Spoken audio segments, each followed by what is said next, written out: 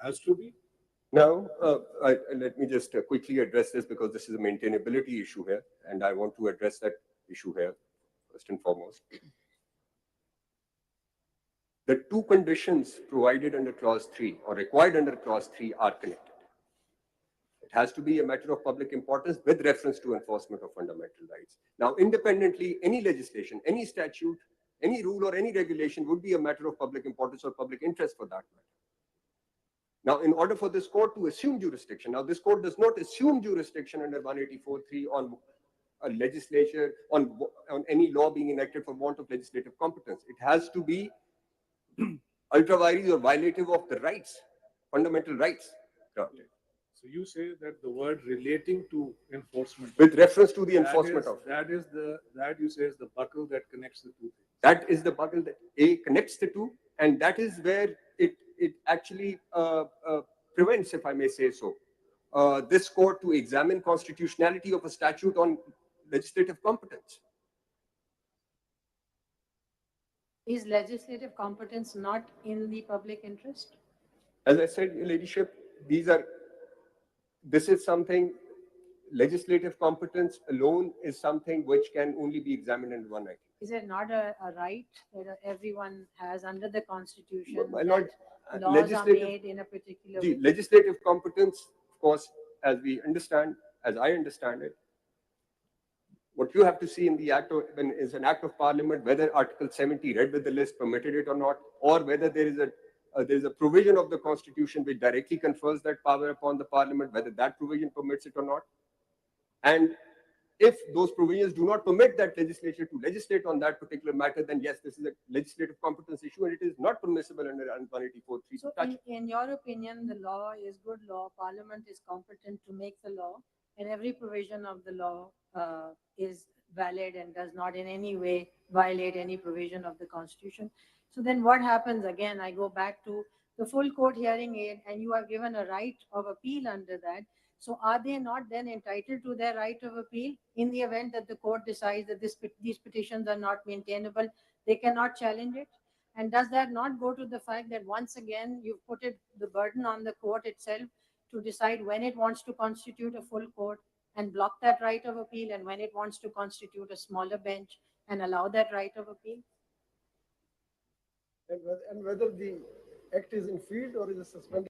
I think my illustrious colleague has raised a very valid point, and I was thinking about it during the break. If we read the right of appeal, it first of all it talks about an aggrieved person. I'm trying to envisage a scenario where one would be aggrieved. First scenario. Second thing is, we can, and this is permissible, read down legislation. We can, for instance, read into it that wherever there is a full court, needless to say, you cannot have a right of appeal over the full court, so that one can read down the legislation that those cases. But which right have we determined? What have we taken away from someone? Someone gets an extra right to challenge a judgment, if at all it's an irritation to us. Oh, now you have to have the appeal. Oh, now the review jurisdiction has been extended. So what are we doing? And it's not conferring this power to an executive functionary, to the legislature, to the president, or to anybody else. It may be nuisance value for us. Our reviews are going, our appeals are going, that sort of thing. What are we taking away? If the judgment is correct and in order, should we shy away from looking at it because someone files an appeal? Yes, it may bring in litigation into the court. That's the downside, may be said. But where is the aggrieved person? Who will be the aggrieved person be? The person affected. Because I think the 184.3, the whole intendment of that was for not for lawyers. It was not for the well-to-do. It was not for the multinationals. It was for the poor, the dejected of society. We have a whole chapter on the principles of policy, which no one bothers to, we don't read. Bonded laborers, transgender, women rights, children, they can't come to court. We can intervene, 184.3 can come to their rescue. So I was looking at things in that perspective. We have to see the whole entire constitution as a whole. We just stuck with one provision that somebody said, hey, please tell me how you aggrieved. I kept asking him, are you aggrieved? He says, no. They couldn't do it, you can do it. That's about the argument that I've understood so far. That's a valid argument on its own. Yes, to be addressed. For instance, the income tax ordinance has certain provisions that have been challenged before the High Court. Could we entertain it on 184.3? After all, it is a legislation. After all, it's a public interest. After all, it's a taxation matter. It will meet all the tests of public interest.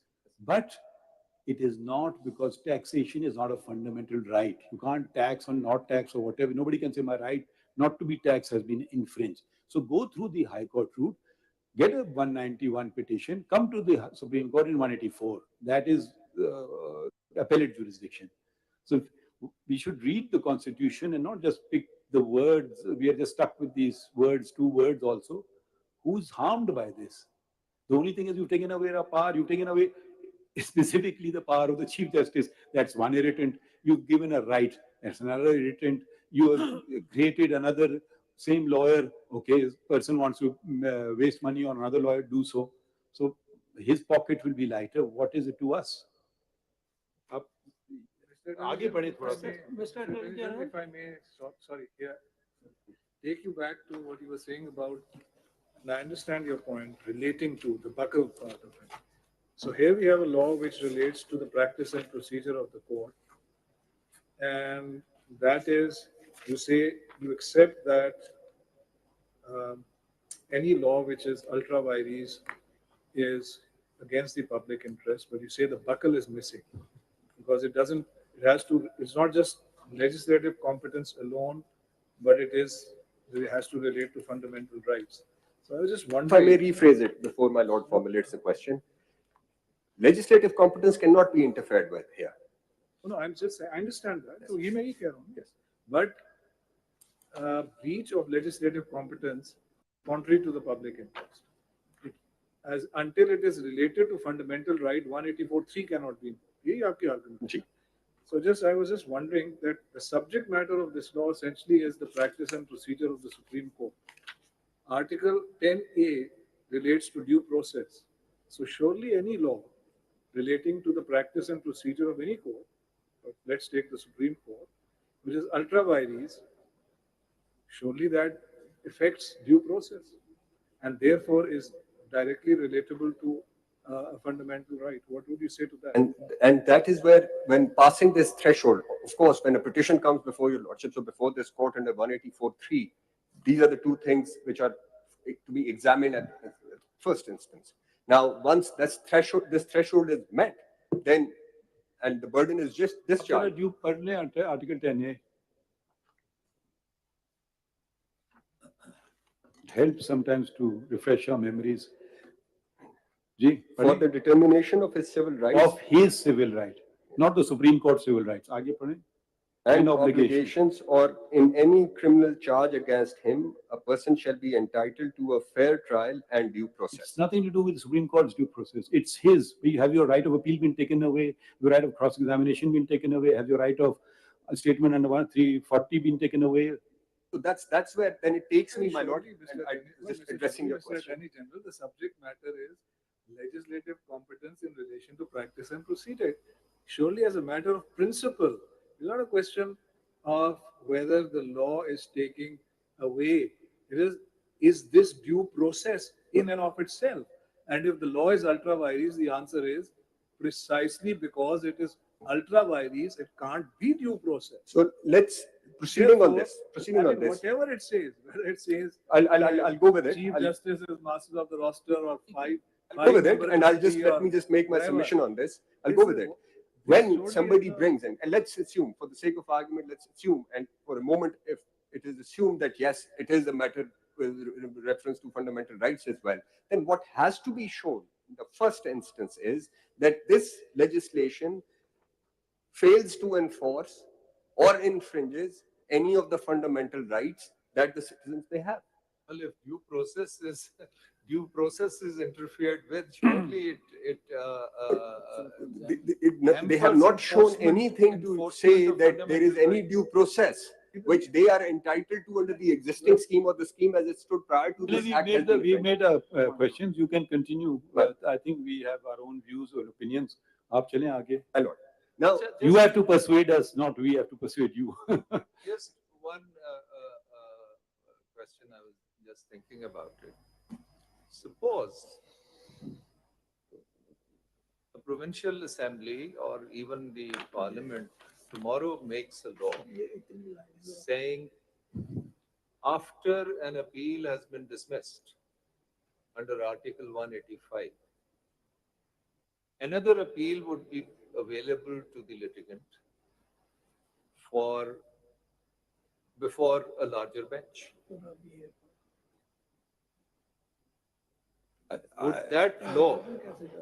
Would that law stand?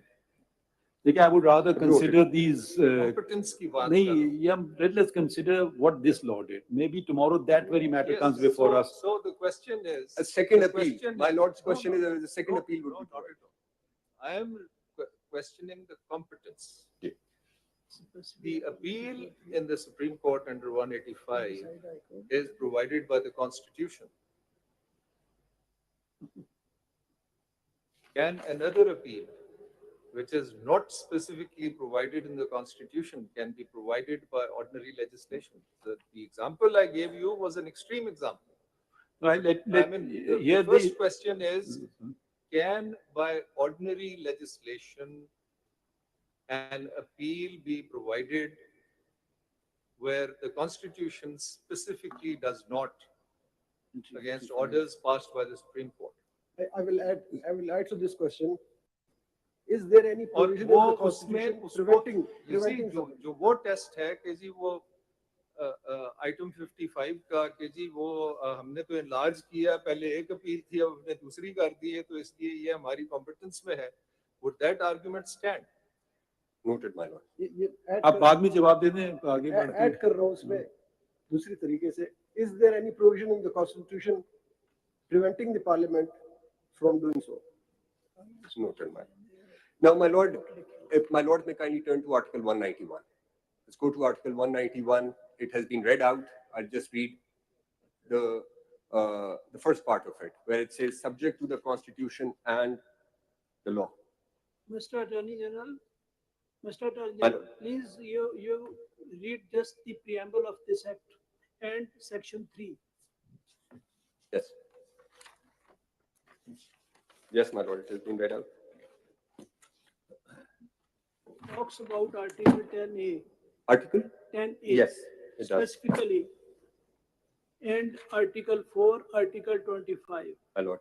And subsequently in section 3, specifically talks about 184.3. My lord. How this can does- be It does not. proceeded Three, under yes. Article 199 when specifically it is challenging the mandate of the Supreme Court as per section 3 of this act. My lord.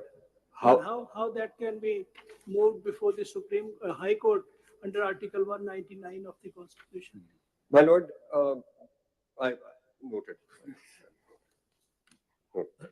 My lord, now the question that has come before your lordship is whether this Act 2023 Act is covered under the definition of law, howsoever expansive definition, however expansively the term law is defined.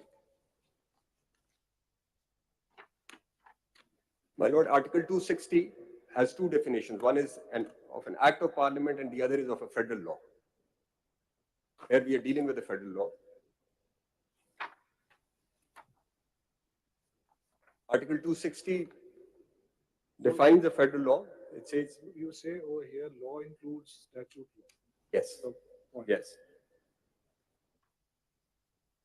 In my respectful submission, law can only have one meaning as far as this provision is concerned. But even if it is given an expansive meaning, this act would surely be covered under the definition of law. It's to be covered, then why didn't the Constitution say by an act of Parliament? Why did it use the word law?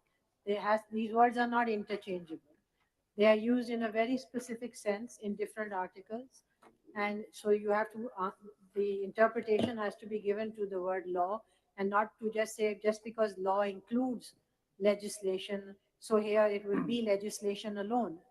Law has a meaning, and if the Constitution wanted to say just by an act of Parliament, it would have used those words.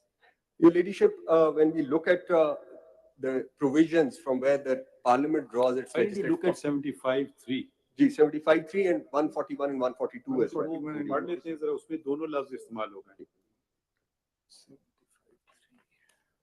When the president has assented or is deemed to have assented to a bill, it shall become law and be called an act of Majlis-e-Shura. So law is what happens. What it is, the name of the thing is, you are a man. Your name is Mansoor Rahman. I would read it like that. And the definition of federal law under Article 260 is federal law means a law made by or under the authority of Majlis-e-Shura Parliament. Now, if we turn to Article 8.2, for the sake of this submission, where any law which is inconsistent with fundamental rights is void, Article 8.2 says the state shall not make any law. Now, the state is not just the parliament, the state is the province, the governments and the assemblies and any authority which has power or is authorized by law to impose any taxes. आप फरमा रहे हैं कि law, and you refer to the definition of federal law. You don't say federal law. It does not. What I'm saying is, I have a question for you. Suppose a provincial assembly under Article 191 law बना सकती है. So 2000 के अंदर 2000 Supreme Court deals with that question. Yes, they cannot.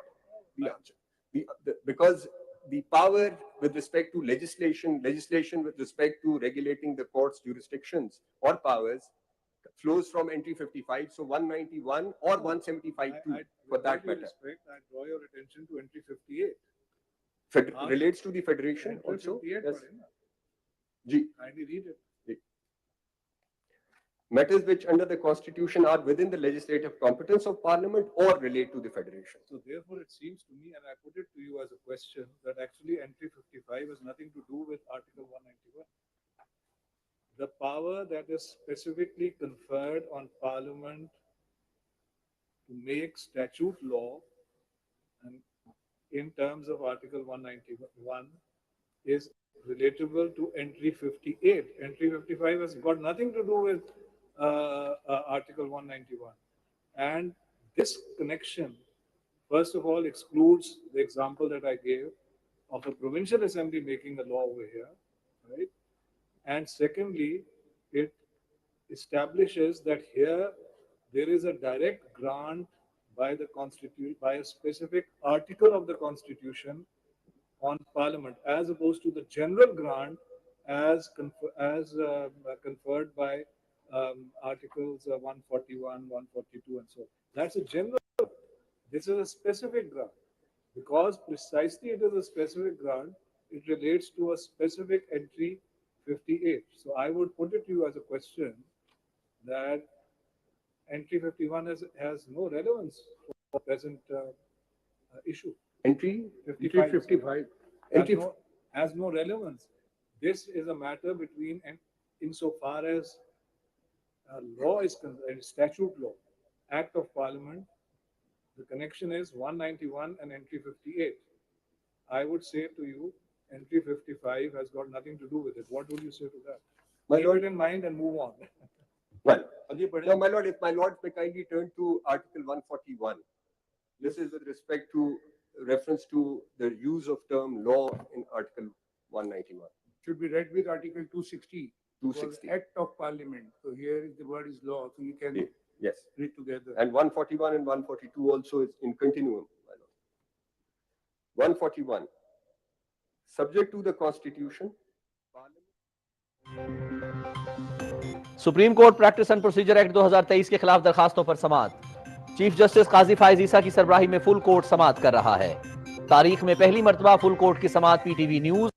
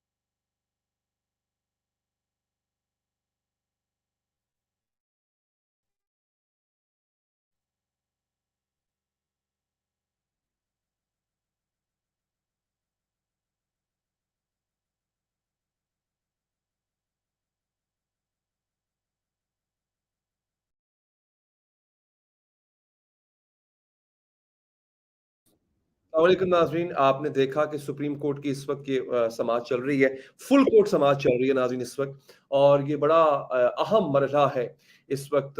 हाँ, बहुत से लोग मैं देख रहा हूँ इस वक्त कंप्लेन ये कर रहे हैं कि ये समाअत जो है वो उर्दू में क्यों नहीं है। और सुप्रीम कोर्ट में तमाम चीजें, जितनी भी चीजें होती हैं, सब की सब जो है वो अंग्रेजी में ही होती हैं। हाँ, ये शिकायत हमें भी रहती थी, बिकॉज होता ये है कि पाकिस्तान का आइन अगर है उर्दू में है, होना उर्दू में ही चाहिए। मैं तो इस बात से खुद भी एग्री करता हूँ, मैं आपकी बात से बहुत एग्री करता हूँ कि हाँ, ये सब कुछ जो है वो उर्दू में ही होना चाहिए, इसमें कोई शक नहीं है नाजरीन।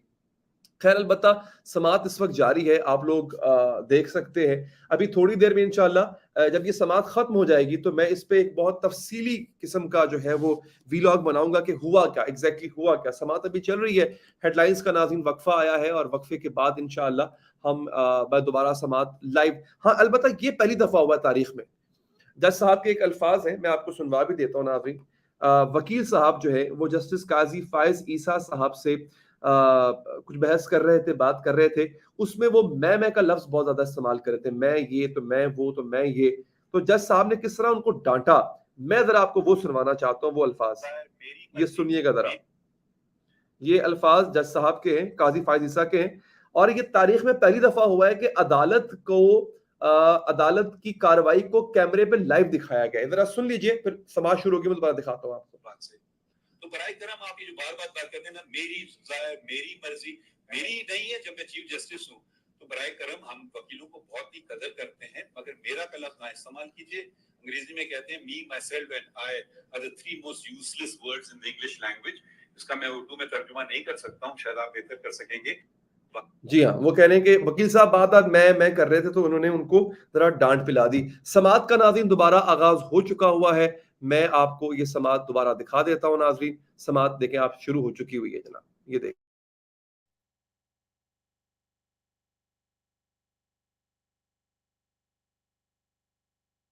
What ordinances included? Yes.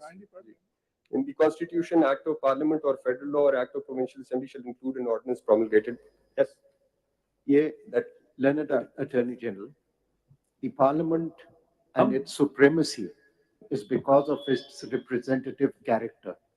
Now, if there is a law, an act of the Majlis-e-Shura, and that is in conflict with a judgment of even a full court, whether that act of the Parliament will prevail or the judgment of this court. My lord. It will be the act of the Parliament. And if there is a judgment which has been rendered on the basis of, and this is where the principle of legislative overruling flows from, that if there is a judgment expounding a certain provision of a statute or the rules, that judgment cannot be overruled unless the basis or the foundation on which that judgment came about is altered or removed, which is to say, if the law, underlying law is amended, then the effect of that judgment goes. And that is where, even if, for the sake of argument, the term law includes a judgment, if the underlying, if the rules which were expounded by your lordship in that judgment. First of all, I didn't say judgment, I said case law. Judge-made law is different from judgment. That is precedent. So learned counsel. And also, जो अभी बात कर रहे हैं, extrapolating from that, is the rule surely an interpretation of the Constitution or the establishment of a rule of constitutional law by the Supreme Court surely cannot be affected by Act of Parliament. It can only be if the Constitution is amended or the court itself changes its view. Classic example, right of abortion. Added to the Constitution, Roe versus Wade by the US Supreme Court, taken away as egregiously wrong by in Dobbs versus something or another 2022. I think surely that is settled constitutional law. My lord, Please, if you don't mind, I have to take your lordship. Please proceed further. I mean, we will write a judgment, whatever we want to write. Now, my lord, I will. My learned colleague will be recording the questions, noting down the questions, and one thing how I understand this. This is not my statement. Knows shorthand. This is not my statement. This is my understanding. act of parliament can be considered as law as well. But every law cannot be considered as act of the parliament. जैसे कि आप मिसाल लेते हैं, landlord can be landlord, but owner can be treated as owner as well as landlord. तो इस तरीके से ये जो legislation है, parliament करती है, उसको आप law भी कह सकते हैं, act of parliament भी कह सकते हैं, लेकिन जो judgment या case laws से आते हैं या कस्टमरी लॉ होते या हैं, मैं आप लोगों को कमेंट सुन रहा हूँ, अब सब लोग शिकायत कर रहे हैं कि उर्दू में होना चाहिए था, बट अनफॉर्चुनेटली कह भी नहीं सकते माय लॉर्ड। और दूसरा हमारा आइन एक जो और है पाकिस्तान का वो भी look at Urdu it from में अनदर एस्पेक्ट। नाउ वो भी आप कह लें कि अंग्रेजी में है और आइन भी अंग्रेजी में है, कानून भी अंग्रेजी में, तो क्या कह सकते हैं, मजबूरी है हमारी। सोच रहे हैं ये रूल्स किसने बनाए, किसने बनाए? सुप्रीम कोर्ट ने कब 1980। सुप्रीम कोर्ट क्या होती है? नहीं, hang on, if you go into that approach, supreme court क्या होती है बताइए? All the chief justice and the judges sitting at home. No way. No, but if you're going to go that route, then you can even say these are what is they say Supreme Court can make, not administrative meeting of the judges of the Supreme Court. Where does the Constitution provide for an administrative meeting of the judges of the court? So we don't want to just destroy the entire system of governance. So did we sit in a court of law? Did we pass a judgment? How did these rules get enacted? Did people have a say in the matter? Or 10, 15, 17 people, then all gentlemen got together in a closed room and say, here, where is the concept of an administrative thing? That administrative concept itself is created by the rules. So it surely it cannot supplant the Constitution itself. It says the Supreme Court. It's very clear. Now, I'm not really understanding. I am only concerned with one and only one thing. What have we taken away from Khwaja Sahab, his client, or any citizen of Pakistan? What have we taken away? What have you taken away? Nothing. If you've taken away something, we will strike it down. I mean, I don't know why we are having this academic discussion. I really don't understand the point. My lord, if I may. Now, there is this provision under this law, and Section 7, for example, application for fixation of urgent matters.